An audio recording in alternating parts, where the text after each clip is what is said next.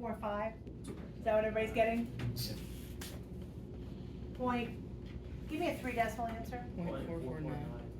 449. That's what you want to get. 3 decimal answer. Yeah. All right. How do we feel about it? Yes, no, maybe so? Yes. So would the probability stay the same for success? Yes, always the same. For that scenario. Okay. For that scenario. Okay, let me give you an example. In a particular country,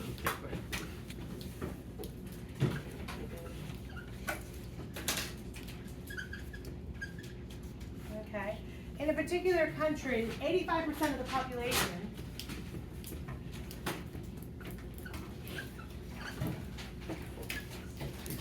is rhesus positive. R-E-S-U-S.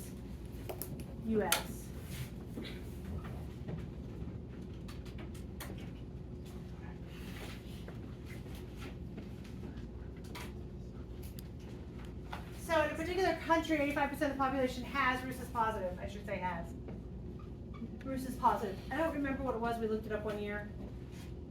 I don't know. We'll look it up after. So find the probability that fewer than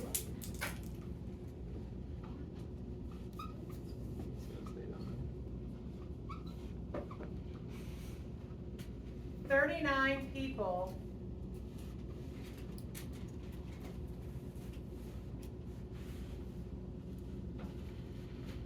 in a sample of 40 people are positive.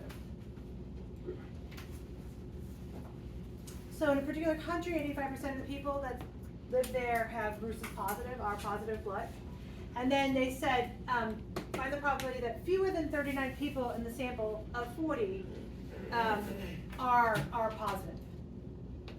So we're looking for the probability that X is less than 39. So what would that entail if we did it at face value? Like if I did less than 39. I would do the probability of 1, plus the probability of 2, plus the probability of 3, and so on and so forth, all the way up to 38, right? Sounds like a total blast, but I'm not certain that everybody agrees with me. So rather than doing 1 through 38, what shall I do? 39 And then do what to that? I have 45. and then 1 minus that. 1 minus the probability of 39 and 40. Exactly right. So you're going to find the probability of 39, and then you're going to find the probability of 40, add them up, subtract from one whole. Does anybody need help setting up? What is N in this case? 40.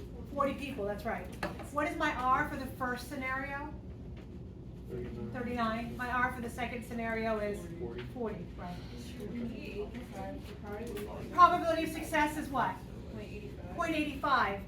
Even though R positive blood may not be a good thing, that's our success by description. What's the probability of failure? 0.15. All right. Do your thing. I'm going to look up what R positive blood means.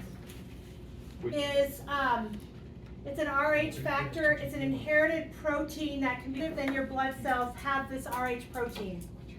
So I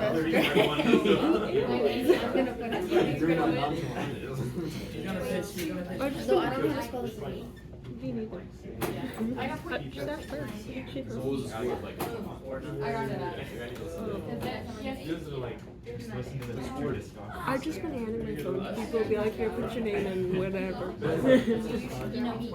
Did that help? Or Yeah. when they deal with it. I realized what I did wrong. I forgot to do the subtract by 1. Oh. So I got like a completely different answer. You got a little itty bitty number. Yeah. Yeah. And then you started writing it out, and I was like, oh. Gotcha.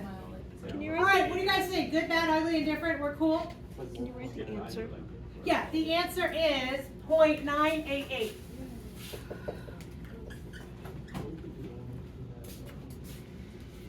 You need to know, but not memorize because they're on your bright colored sheet of paper.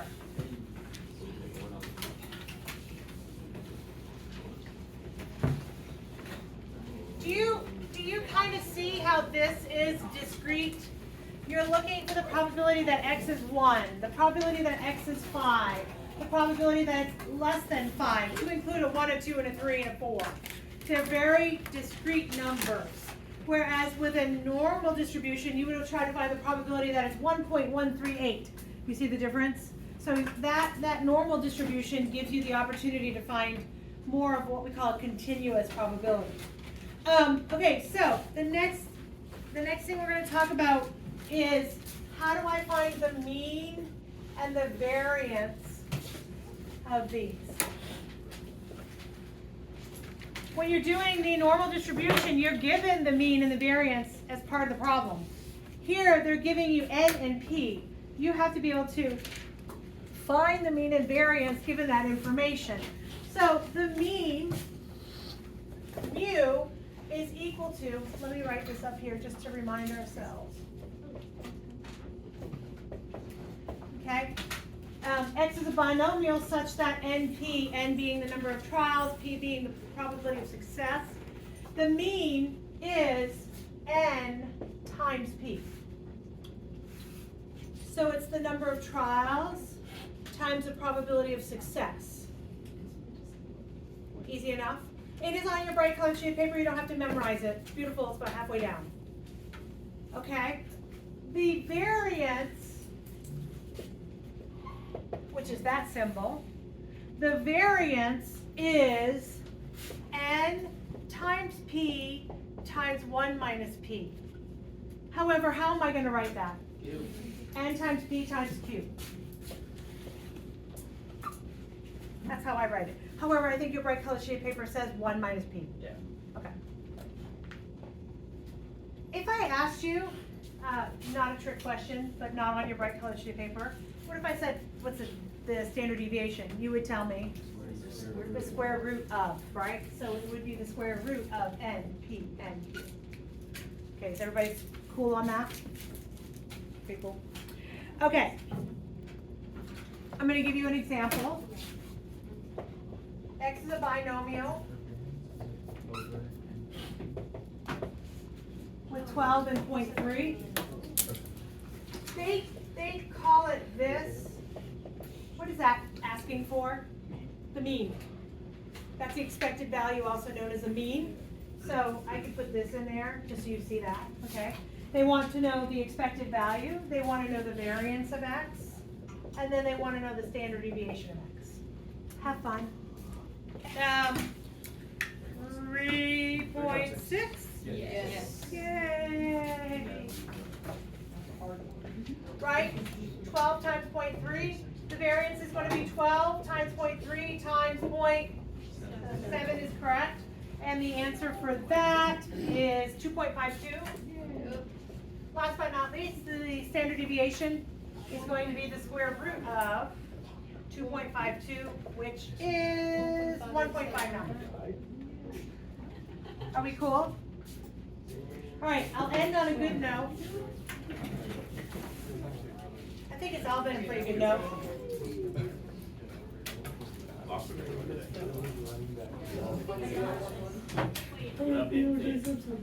Given the binomial N and P, I'm telling you the mean expected value is 12.